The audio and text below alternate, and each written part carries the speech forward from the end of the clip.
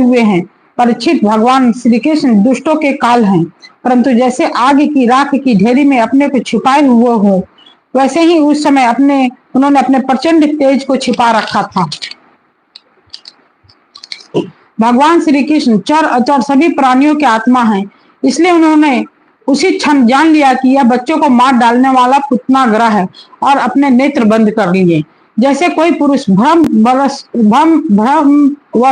सोए हुए सांप को रस्सी समझकर उठा ले, वैसे ही अपने काल रूप भगवान श्री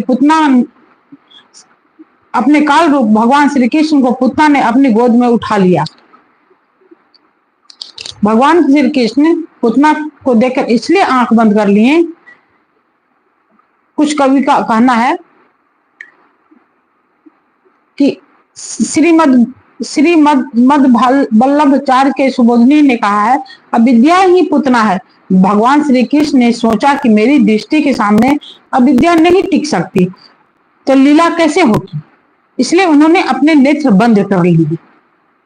पुतना आई तो श्री कृष्ण नेत्र बंद कर लिए। उसके पीछे यही कारण था कि पुतना अविद्या है और भगवान के आगे लीला नहीं कर सकती, तो आंख बंद कर लिए, तो वो अपने लीला करने के लिए उनको आंख बंद करना पड़ा। तो भगवान श्री कृष्ण को पुतना ने अपनी गोद में उठा लिया। मखमली म्यान के भीतर छिपी हुई तीखी धार वाली तलवार के समान पुतना का हृदय तो बड़ा कुटिल था, किंतु ऊपर से वह बहुत मधुर और सुंदर व्यवहार कर रही थी। देखने में वह एक भद्र महिला के समान जान पड़ती थी, इसलिए रोहिणी और यशोदा जी ने उसे घर के भीतर आई देखकर भी उसे सौंदर्य प्रभा से हतप्रभित सी होकर कोई रोक टोक नहीं की, चुपचाप खड़ी खड़ी देखती रही। इधर भयानक राक्षसी पुतना ने बालक श्री कृष्ण को अपनी गोद में लेकर उनके मुंह में अपना स्तन दे दिया, जिसमें बड़ा भयंकर और किसी प्रकार भी पच न सकने वाला विष लगा हुआ था। भगवान ने क्रोध को अपना साथी बनाया और दोनों हाथों से उसके स्तनों को जोर से दबाकर उसके प्राणों के साथ उसका दूध पीने लगे। वे उसका दूध पीने लगे और उसका साथी क्रोध प्राण पीने लगा।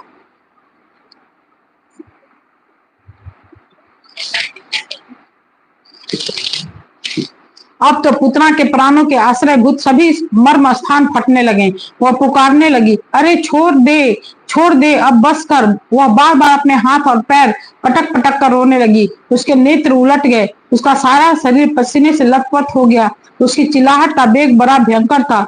उसके प्रभाव से पहाड़ों के साथ पृथ्वी और ग्रहों के साथ अंतरिक्ष डगमगा उठा। सातों पताल और दिशाएं गूंज उठी। बहुत से लोग वज्रपात की आशंका से पृथ्वी पर गिर पड़े। परीक्षित, इस प्रकार निशाचरी पुतना के स्तनों में इतना पीड़ा हुई कि वह अपने को छिपा न सकी, राक्षसी रूप में प्रकट हो गई। उसके शरीर से प्राण निकल गए, मुंह फट गया, बाल बिखर गए और हाथ पांव फैल गए। जैसे इंद्र के वज्र से घायल होकर वित्रासुर गिर पड़ा था, वैसे ही वह बाहर गोष्ठ में आकर गिर पड़ी। राजेंद्र पुतना के शरीर ने गिरते गिरते भी 6 कोस के भीतर के वृक्षों को कुचल डाला। वह बड़ी ही अद्भुत घटना हुई। पुतना का शरीर बड़ा भयानक था। उसका मुंह हल के समान तीखी और भयंकर दाढ़ों से युक्त था। उसके नथुने पहाड़ की गुफा के समान गहरे थे और स्तन पहाड़ से गिरी हुई चट्टान की तरह बड़े बड़े थे। लाल लाल बाल चारों ओर बिखरे हुए थे। आंखें अंधे कुएं के समान गहरी, नितंब नदी के कराह की तरह भयंकर। भुजाएं, जांघें और पैर नदी के पुल के समान तथा पेट सूखे हुए सरोवर की भांति जान पड़ता था। पुतना के इस शरीर को देखकर सब के सब ग्वाल और गोपी डर गए। उसकी भयंकर चिल्लाहट सुनकर उसके हृदय, कान, सिर तो पहले ही से फट रहे थे। जब गोपियों ने देखा कि बालक श्री कृष्ण उसकी छाती पर निर्भय होकर खेल रहे थे, तब वे बड़ी घबराहट और उतावली के साथ झटपट वहां पहुंच गई तथा श्री कृष्ण को उठा लिया।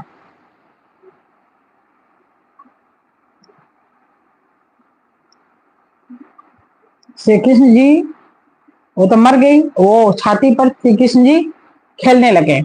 खेलते हुए वो कहते हैं, मन ही मन कहते हैं कि मैं तो दुधमुहा शिशु हूं, स्तनपान ही मेरी जीविका है।